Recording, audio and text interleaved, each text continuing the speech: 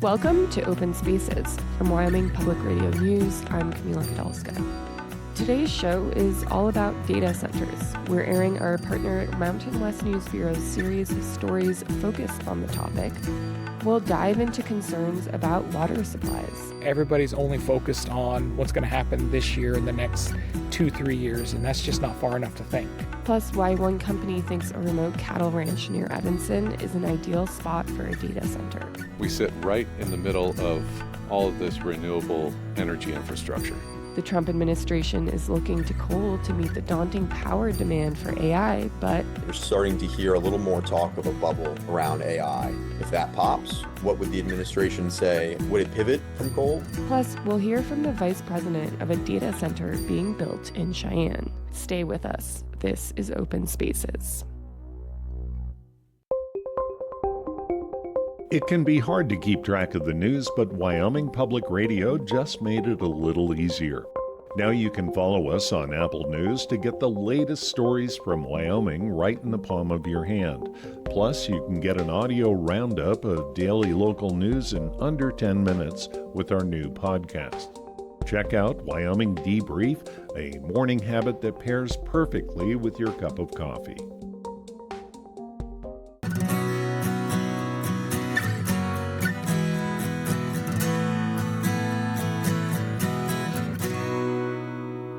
Welcome to our Open Spaces Data Center Edition. From Wyoming Public Radio News, I'm Camila Kadalska. Artificial intelligence is increasingly creeping into our lives, and in support of that super technology, nondescript data centers are popping up in cities, towns, and even near cattle ranches. Data centers are economic drivers, but also bring with them big questions about energy and water use and pollution. The Mountain West News Bureau recently dove into all these questions in its Wired West series, which we'll hear today, as well as some of our own reporting. But first, here with me to talk about that series is Wyoming Public Radio's bureau reporter, Hannah Merzbach. Hey, Hannah. Hey, Camila. So tell me, why did the bureau decide to dive into data centers? Yeah, so we have reporters all across the region, so we're really uniquely positioned to take this on. The Mountain West is becoming a hub for data center development alongside places like Texas and Virginia. Here in the West, we have lots of land and natural resources, and, in places like Wyoming, fewer regulations and taxes. Plus, this is only going to become a bigger story. Energy demand is expected to triple nationwide in the next 3 years. And the Department of Energy estimates data centers will account for 12% of that. That's triple what it used in 2023. Wow. So why are we talking about this now? Yeah, data centers have been around for a long time, but they've been kind of flying under the radar. They're just getting bigger and exploding all across the country. More and more people are using AI in their search engines and things like ChatGPT. Data centers are kind of like the nervous system that supports the brains of artificial intelligence.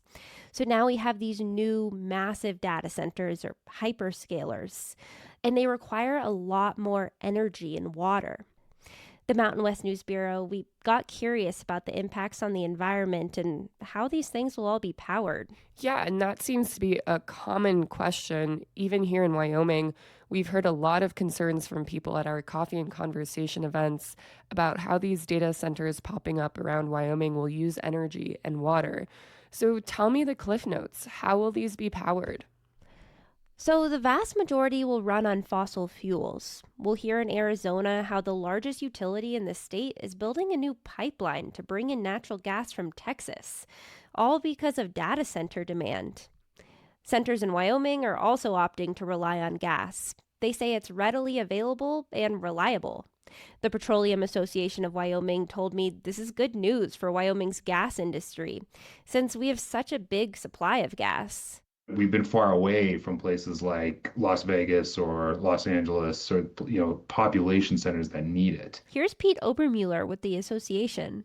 Well, now with these hyperscale, AI data centers, we're talking about power demands that rival full cities and right here close. For us, in terms of having a customer to sell Wyoming gas, it's really it's good news.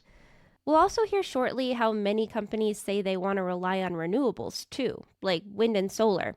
But they also say they're too intermittent to provide the base load for these centers. It gets dark at night, so you can't always use solar, or it's not always windy. And these data centers need to be powered 24/7, 365 days a year. Some energy researchers I talked to say big batteries have solved that problem. But companies also say those are expensive. A lot of centers also eventually want to switch from natural gas to small modular nuclear reactors, like ones being developed at Idaho National Lab. But those are still a ways off from coming to the market. Got it. So how did the Mountain West News Bureau divide all these topics up for the series? Yeah, so first we had a reporter over in Phoenix. He dove into how AI's need for power is creating problems for electric companies. Then over in Reno, our Mountain West reporter over there looked into concerns about water use, since large amounts of water are used for cooling these centers. A reporter in Denver looked more into community concerns. That story takes place in one of the most polluted zip codes in the country, where there's a lot of concerns that a data center could create even more pollution. Then my story looks into how some data centers want to use less energy and water, but how it's pretty hard to go green. All right, so let's give your story a listen.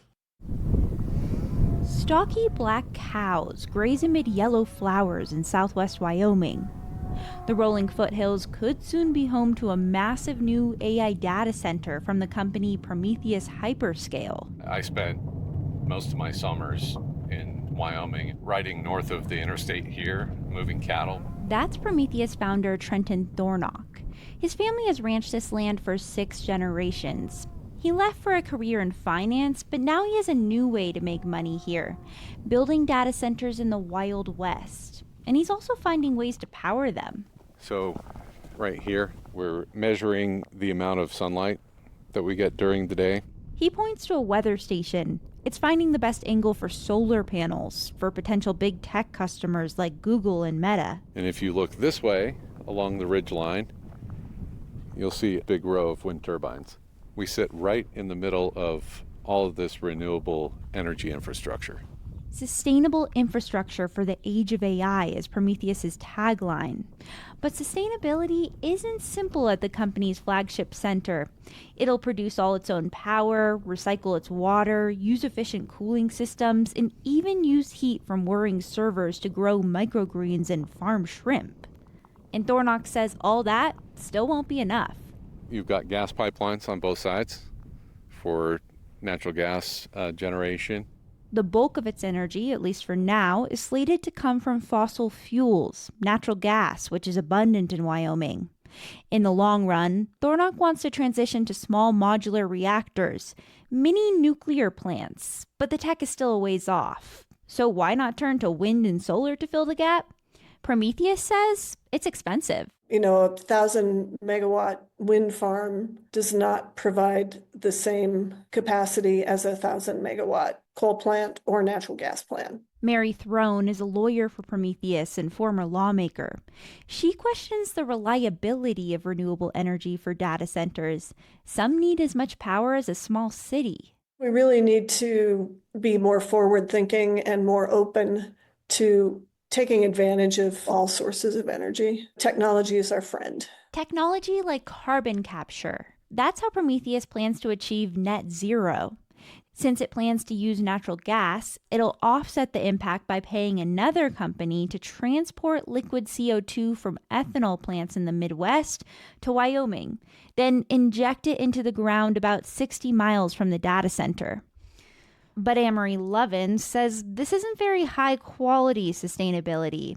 The Stanford professor is the founder of the nonprofit Rocky Mountain Institute. It sounds like a pretty sketchy model. He sits in what looks like a jungle, a solar banana farm in his Aspen, Colorado living room. Lovin says carbon capture data isn't always trustworthy, though Prometheus says its credits will be third-party certified. It's a lot more straightforward to make your own clean power on site. But Thornock says Prometheus will still build the first net zero data center. He gets in his car. He says he sees himself as a steward of the sagebrush-covered land. We've been here for generations. The name Prometheus comes from Greek mythology. It means foresight. We hope to be here for many more generations. And my nephews and nieces will someday inherit the ranch. Although they may find themselves to be data wranglers rather than cowboys in the decades to come. For the Mountain West News Bureau, I'm Hannah Merzbach in Southwest Wyoming. So, Hannah, there was a lot of information in there. I imagine there was a lot you were unable to include. Yeah, I decided to really focus on the energy and carbon emissions part of everything, and I really skipped over a couple things. So, first off, this is a pretty unique case in that most AI data centers rely on power grids. That's why people are so concerned about them sucking up all the power and creating problems. The plan for Prometheus's data center near Evanston is to operate as what's called an island. So they're securing all their own power, hence the natural gas. This is a potential solution to take stress off the grid and kind of alleviate some of those community concerns. But it's also really hard to just secure all your own power, especially in rural areas like this, where sometimes there isn't already all that energy infrastructure around. Prometheus got kind of lucky in that they actually have some of this natural gas infrastructure already. Also, operating as an island can make it kind of hard to rely on renewables because you're the one paying that cost. Interesting. What else did you not include? Okay, yeah. So the other interesting thing this company is doing is how they're dealing with their cooling system. We'll hear soon about concerns about water use. So cooling these servers and data centers requires a lot of water. And Prometheus is trying to solve that problem. They're recycling all of its water. They say they're going to consume 0 water by using a form of liquid cooling.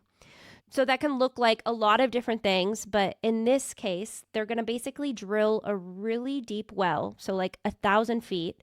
They're going to reach this really deep aquifer that's deeper than the ones the ranchers are relying on. Then they're going to pull up the water from there, circulate it through the building to cool off those servers, and then this actually heats the water up, so you want to take the heat out of it somehow. So that's where this greenhouse comes in. They're going to use that water to heat a greenhouse, growing microgreens and farming shrimp. That strips the heat back out of the water. And then you can either put that water back into the ground or keep circulating it throughout the building. So having this kind of closed loop water system. This can be kind of expensive up front, but this helps the building run a lot more efficiently in the long run. So Prometheus thinks it's worth it.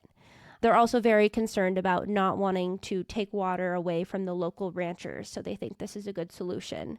This is becoming an increasingly popular model with data centers because those concerns are intensifying about water supply. This is also one of my favorite things to talk about because I'm excited to one day go back and see this actual shrimp farming in action. That won't happen until at least the end of 2027 when this place is actually operational, if even then. Well, I'm excited to hear this shrimp farming story. Thanks for coming on, Hannah. I'm excited to hear all the other stories. Yeah, thanks for having me.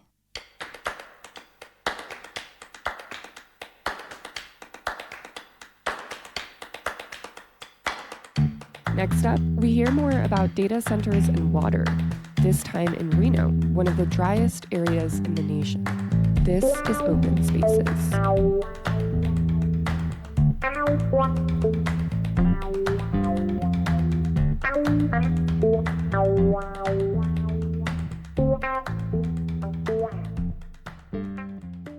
This time on the Modern West.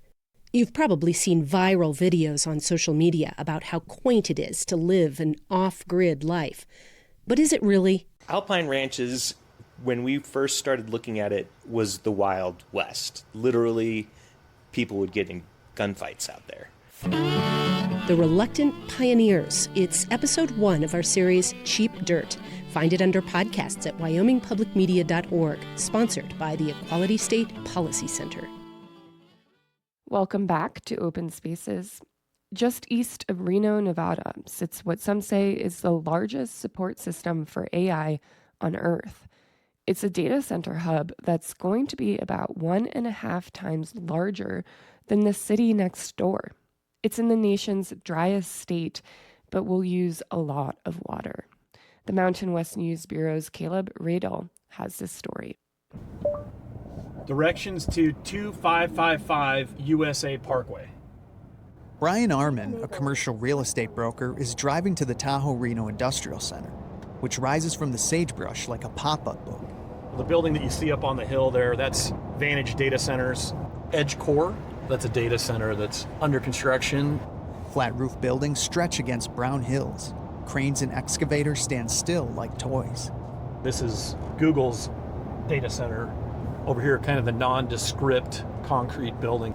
Here, global tech giants are racing to turn desert land into the backbone of the internet. So this piece right here was recently acquired by Microsoft. It's about 226 acres. It checks all the boxes for data centers, plenty of land, and few natural disasters. We've had a massive amount of data centers that have shown up and more that are looking. Not just in northern Nevada, but across the Mountain West. Data centers are starting to spark public outrage at meetings, from Las Cruces, New Mexico to Tucson, Arizona. And the Sierra Club has challenged the first approved project within Reno city limits. The concern? Water. Data center servers generate a lot of heat, and many use huge amounts of water for cooling. Stanford hydrologist Nusha Ajami says they're like thirsty crops, but permanent. You have to continuously water them, right? So it doesn't provide that flexibility that's needed, especially during dry or drought periods. A 2024 federal report found that U.S. data centers use 17 billion gallons of water. That's enough to supply 150,000 homes for a year. That's still only a fraction of what American farmers use. But data centers' water demand is projected to double or even quadruple within the next few years. This comes as climate change threatens water supplies with rising temperatures and deeper droughts, says Sean McKenna, a scientist at the Desert Research Institute. And that's not good because snow is like our water tower, right? That's how we store that moisture for later in the year. Today, about 75% of the Mountain West is in drought. In Nevada, over half its groundwater basins are also overallocated, more water on paper than exists underground. The Tahoe Reno Industrial Center's water district holds rights to more than 4 billion gallons a year, mostly groundwater and treated wastewater, says General Manager Sherry Whalen. Yeah, so this is one of our 8 groundwater wells, and this is one of our most productive groundwater wells. And she says all new projects built here have to consider water use. Our plan is not to bring water in from anywhere else. Our plan is to fully and responsibly utilize the resources we have. The district says it doesn't use city drinking water, but when needed, it can draw up to 325 million gallons a year from the Truckee River. It's the region's main water source, spilling from Lake Tahoe, through Reno, across the desert, and into Pyramid Lake, home of the Pyramid Lake Paiute tribe, which has about 1,300 members living on the reservation. Every drop that's pulled out of the river is exactly that. That's a drop that doesn't make it to Pyramid Lake. Tribal Chairman Stephen Wadsworth says this lake is far more than water. That's why we get up every morning. Pyramid Lake, our traditional name, Kui'ui Takata, which means fish eater. That's who we are as a people. That's why they fought the business park's plans to pump more groundwater. In 2019, Nevada regulators sided with the tribe, another chapter in their fight to protect their lake. Everybody's only focused on what's going to happen this year and the next 2-3 years, and that's just not far enough to think. Nevada already has about 60 data centers, with a dozen more planned over the next decade. And some of those could tap into the river that feeds Pyramid Lake. For the Mountain West News Bureau, I'm Caleb Radel.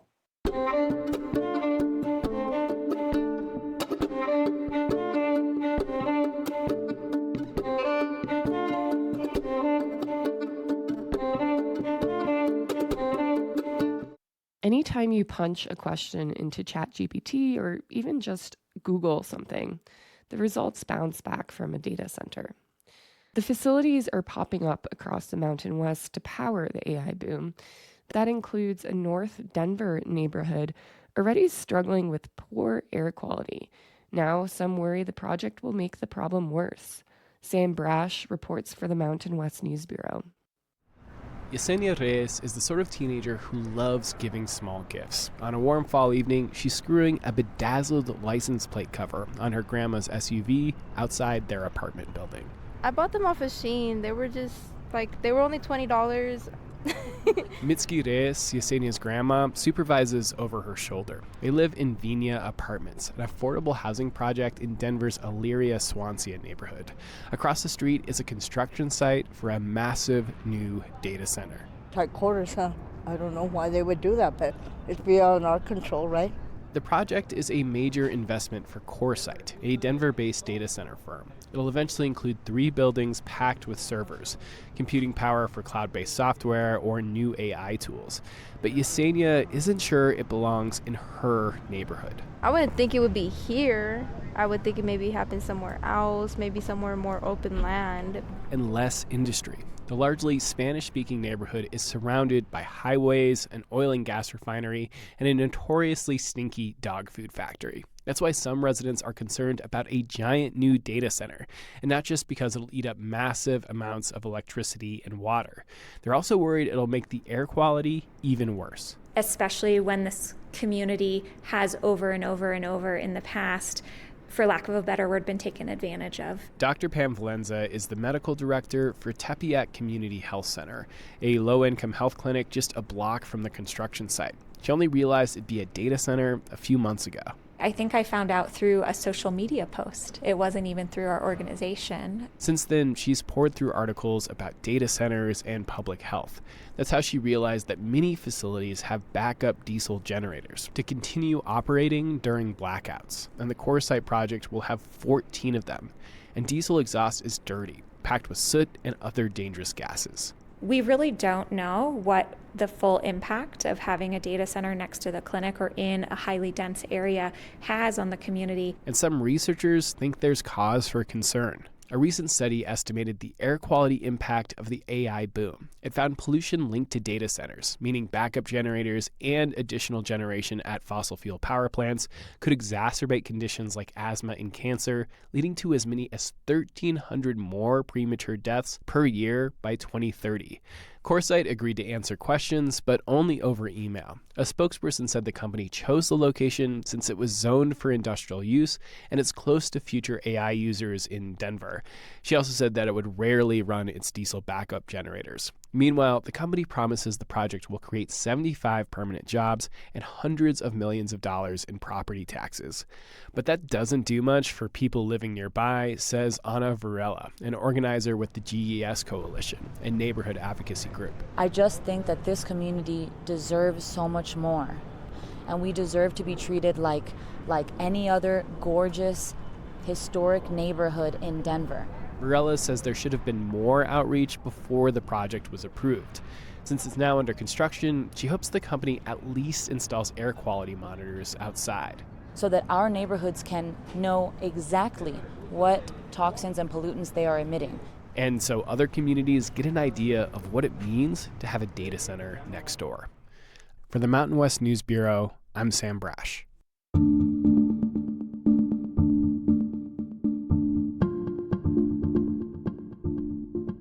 Power. A lot of it is going to be needed for the AI revolution. But what type and how? We learn more on Open Spaces. Stay with us.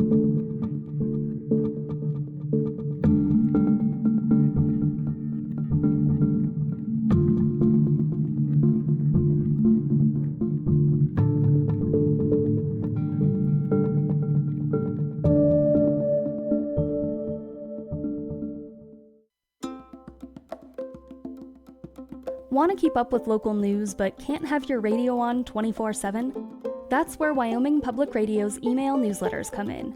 Get all of the local and regional news you want in your inbox. You can choose if you want an update every day or a weekly roundup of our top stories, or both. Sign up on our website, wyomingpublicmedia.org.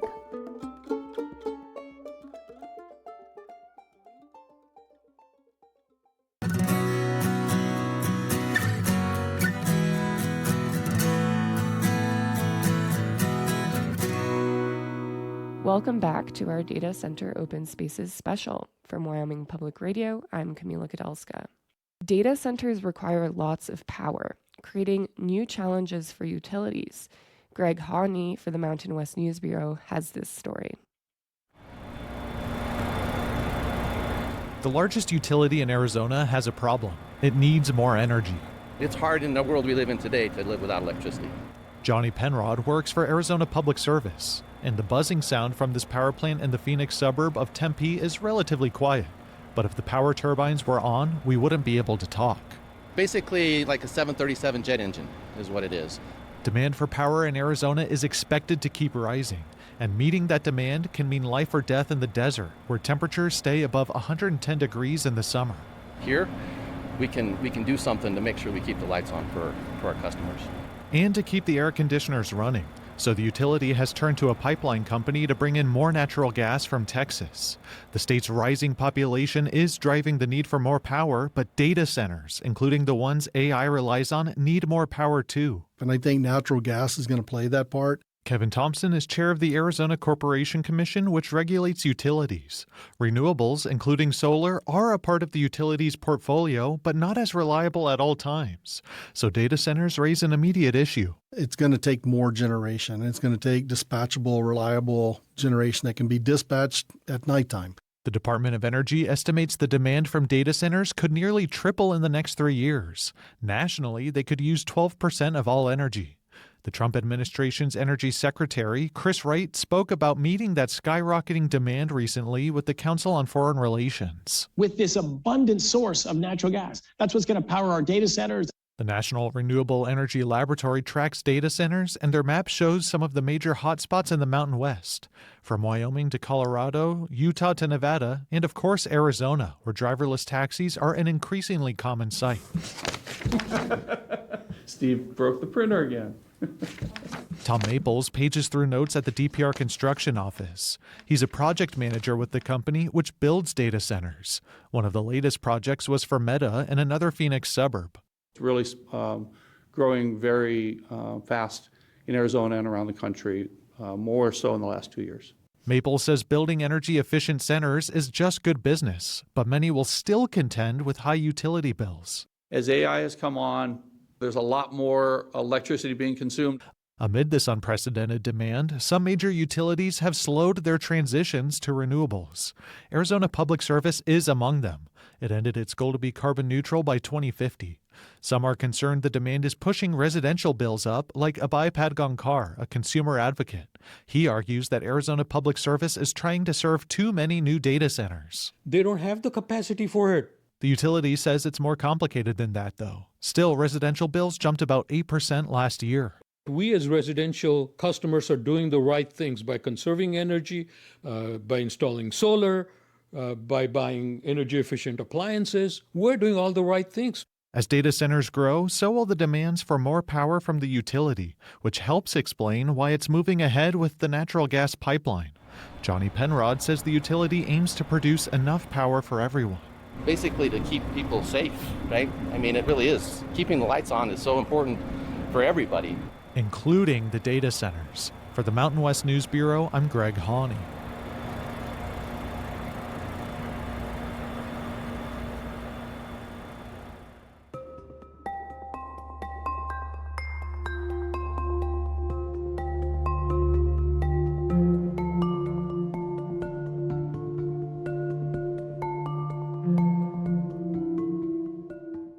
The Trump administration has a new slogan for the energy industry. Everybody likes to say, drill, baby, drill.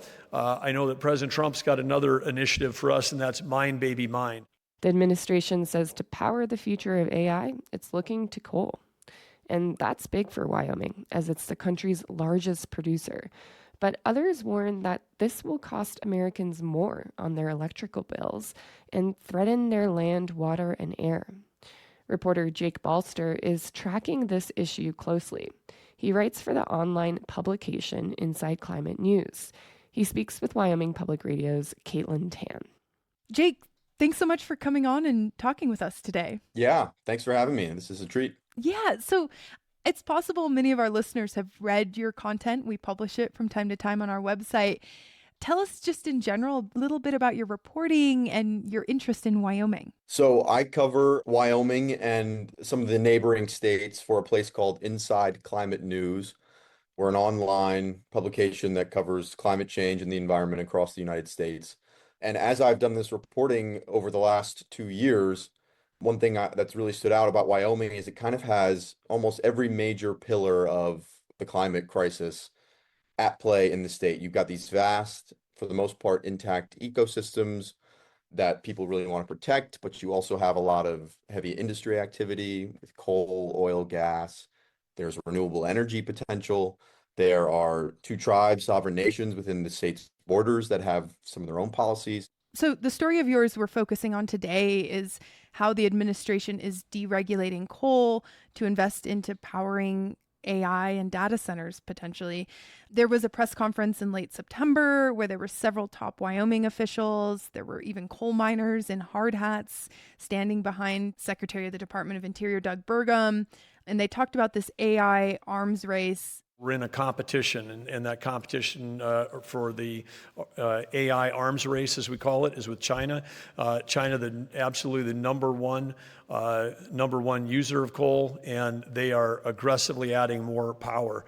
Our nation can lead in technology, but if we don't lead in electrical production, we're going to lose the AI arms race.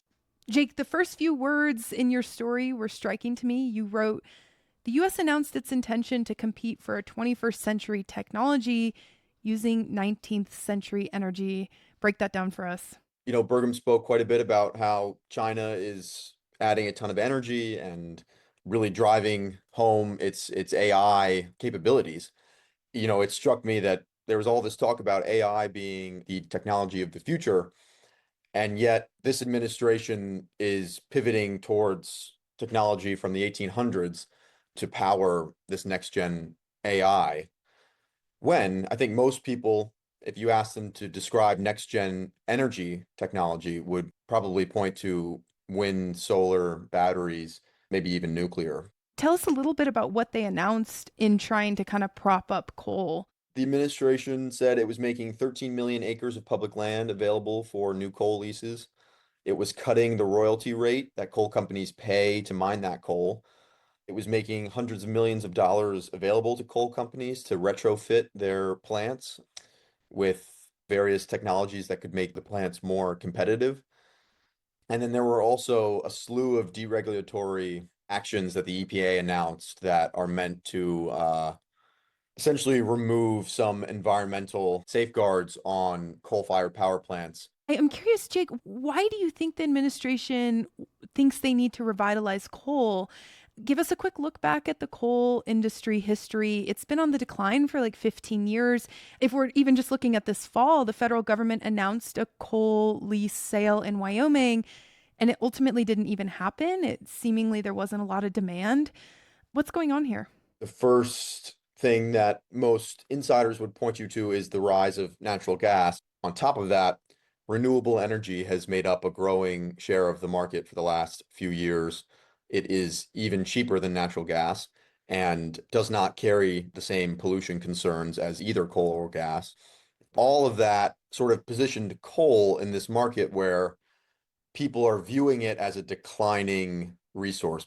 And then the last thing is the pollution part of the equation with coal. It is a essentially flammable mineral that when you burn it, it releases greenhouse gases. And those greenhouse gases have been shown to warm the planet, and that is leading to rising sea levels, worse wildfires, and rising temperatures. Just to touch on that AI component, I mean, we are anticipating needing to put a lot more power and electricity into the grid to support these AI data centers.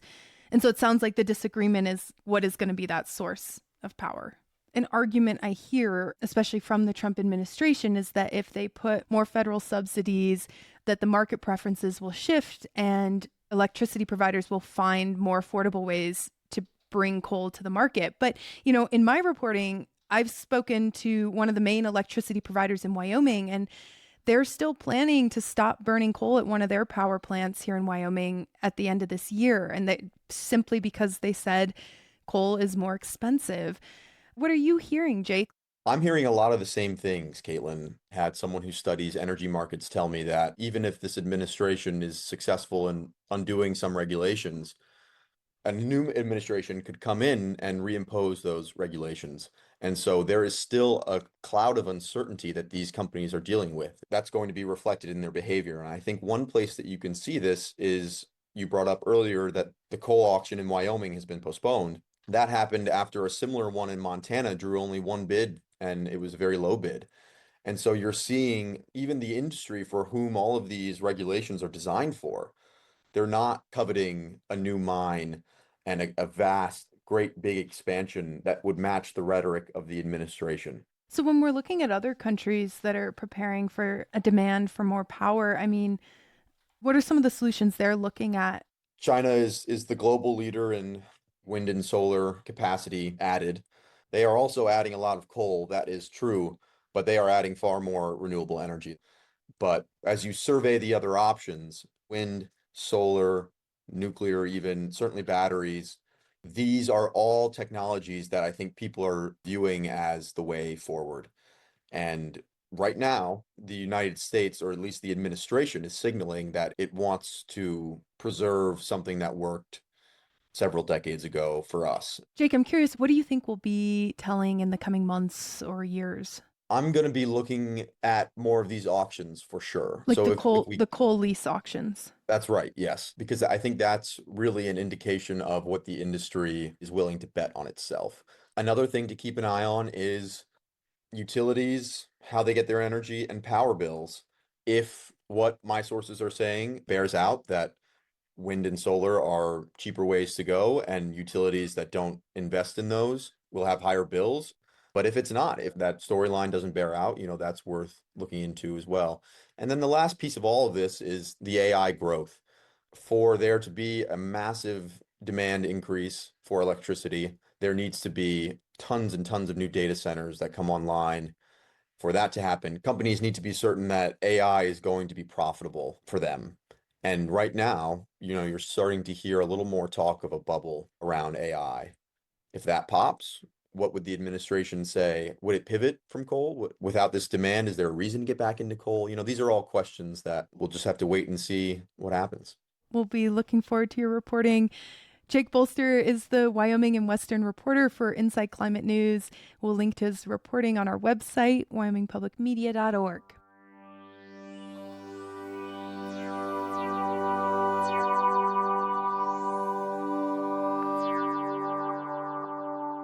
Next, we head to Cheyenne and hear from the vice president of one of the data centers being built there.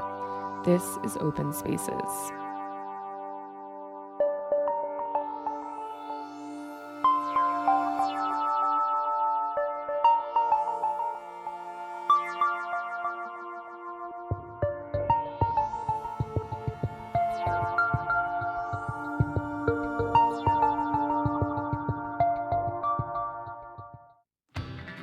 Hi, I'm Grady Kirkpatrick, inviting you to join me for Wyoming Sounds. Along with your favorites, you'll discover plenty of new music. We bring you NPR news updates, weather, and we'll let you know about events happening around Wyoming. Wyoming Sounds from 9 to noon on Wyoming Public Radio and 24/7 online at wyomingsounds.org.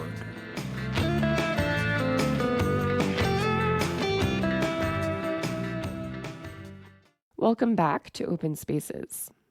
Cheyenne is becoming a hub for data centers in the state. Microsoft and Meta have a presence in the capital, and Related Digital recently entered the scene. The company's CEO, the Cheyenne mayor, and Governor Gordon put shovels in the ground, celebrating the announcement of a $1.2 billion data center. CoreWeave, an AI and cloud computing company, will be the first customer to use the center's services. But it poses a lot of similar questions to what we've heard throughout the show for Cheyenne residents. Wyoming Public Radio's Jordan Uplinger spoke to Colin Selvin. He's the Senior Vice President of Related Digital. Your company is using something called self-contained cooling systems, which your company claims will use only 6 bathrooms worth of water. Can you clarify what a self-contained cooling system is? we understood the value of local natural resources in Wyoming. So we're doing something different, right? We're using high efficiency air-cooled chillers with a closed loop system. There is nominal water consumption on a daily basis, right? And that is mainly for what we call domestic uses. So restrooms, pantries, sinks, some humidity control. And given, the employees that we're going to have in this first building in Cheyenne, we kind of equate this to, roughly like a 40-person office. The water usage is pretty minimal, which drives efficiencies and also, preserves natural resources that are, obviously of great importance to local residents. I imagine the trade-off is, the fans have to spin a little bit more. There's a lot more energy going into a cooling system than there is a water system. And does that mean that you'll have to provide a little bit more energy? Is that the trade-off? Yeah, I think high level, it's probably a fair characterization that there might be a little bit more energy consumed with the facility. I think one thing that is important to know, right, is that this technology, one, it's very proven, it's been around for decades, and it's really becoming common practice within the data center industry, and also from an electricity tax revenue standpoint, are far beneficial for the local community and the state using this air-cooled closed-loop system.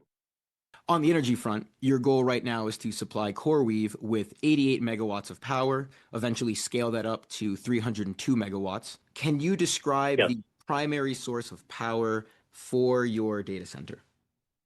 Our power is going to be from the grid. We are not doing behind-the-meter generation.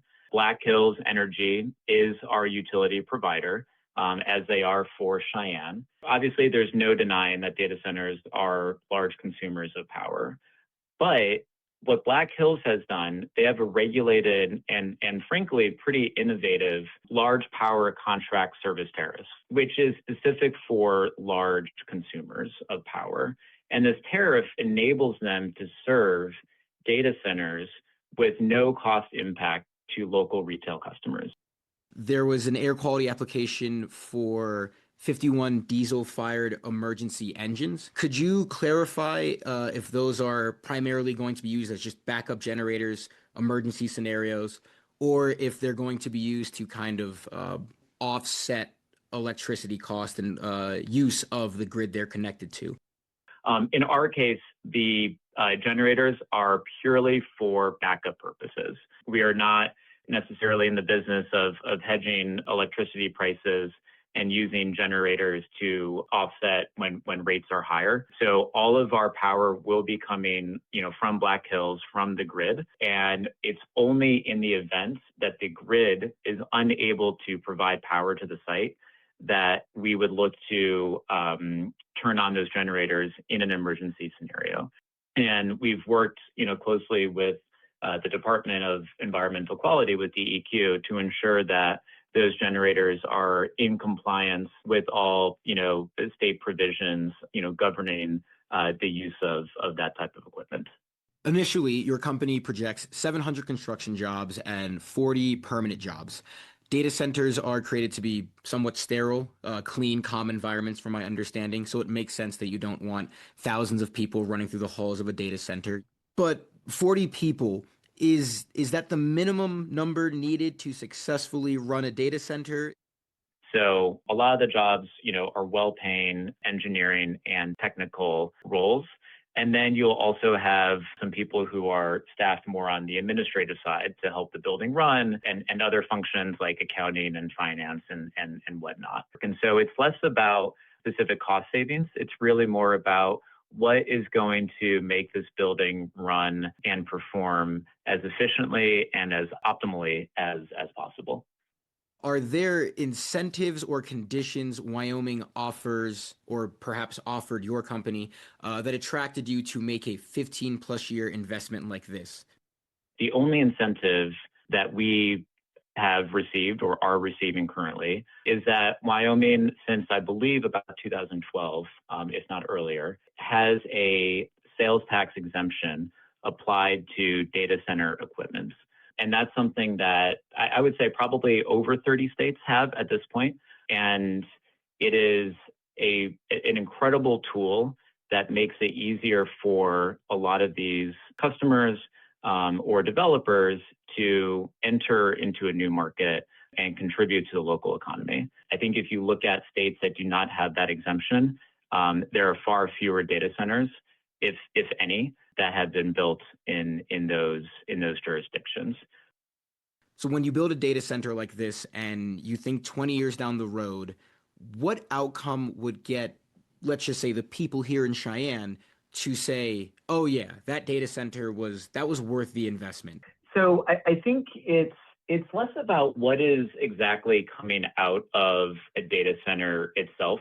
It is, what does the investment that we're making, that CoreWeave is making, that other customers already in Cheyenne or coming to Cheyenne are making in the local community.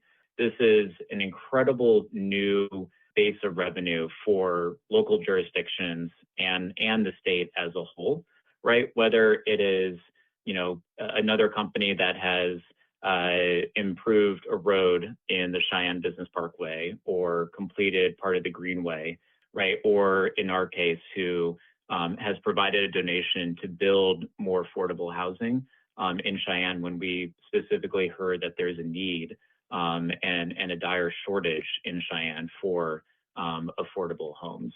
And so I think you have the tax revenue, which is the more clear economic component, but then you have a little bit of those more intangible elements that are perhaps harder to quantify, but maybe you can qualify them a bit, right? That really improves a community, and I think hopefully demonstrates to a community that these corporations, as big as they are, care about the local environment and the growth of those local communities. I think if I was to say that, well, a data center kind of operates and then puts money back into the community, that's the benefit. People might say, well, the state of Wyoming has money, the federal government has money. We could have paid for these ourselves. Why do we need a company to come in and pay for them? And so while the benefits might be a positive, that the state is getting money, the city is getting money, I think people still might just want to know what will the data center produce that Wyoming can say, made here at home? No. It's a good question. In some ways, it's a little less tangible, but at the end of the day, right, a data center, it's full of computers and servers, right? And they process and store data that you and I and your listeners and frankly, everyone with a TV or a computer, or a smartphone ultimately use, right? And so as our society just becomes so much more technologically connected and has a growing reliance on information, right? That's where these data centers really come in to play. And so, I think one way to look at it is, by having data centers in your community, you are, the data centers are producing the ability for individual companies and individuals themselves to be connected, to get access to information on their phone more clearly or faster than they otherwise would. And so I think that's kind of one way to sort of conceptualize what a data center is actually doing. That was Jordan Uplinger talking with Colin Sullivan, the VP of Related Digital. Earlier this year, Jordan talked with the mayor of Cheyenne, who said he was excited at the prospect of more data centers taking interest in the state capital. Thank you for listening to Open Spaces. The entire show and all the stories you heard here can be found on our website at wyomingpublicmedia.org. It can also be found wherever you get your podcasts, and we post all our stories on the station's social media platforms.